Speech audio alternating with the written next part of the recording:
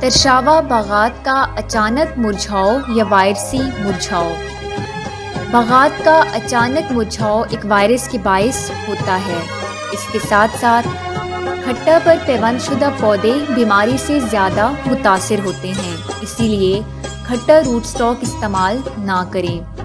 बीमारी भूरे तेले यानी ब्राउन एफिड के ज़रिए फैलती है और गंदम की फसल में ये एफिड मौजूद होता है, इसीलिए बागात के इर्द गिर्द गंदम की काश्त हरगिज़ ना करें।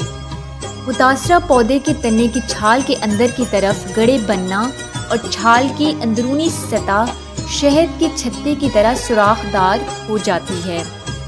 इंसदाद। इस बीमारी से इंसदाद के लिए हमेशा बीमारी से पाक पैवंदी लकड़ी हासिल करें और केमिकल कंट्रोल की सूरत में अमीजा क्लोप्रिड 1 ग्राम फी लीटर पानी का स्प्रे करना मौसर साबित होता है। मज़ीद मालूमात और बर वक्त आगाही हासिल करने के लिए सावी के तमाम सोशल मीडिया अकाउंट्स के साथ जुड़े रहें और सावी की ऐप को प्ले स्टोर से डाउनलोड करके फ़ायदा उठाएं। शुक्रिया।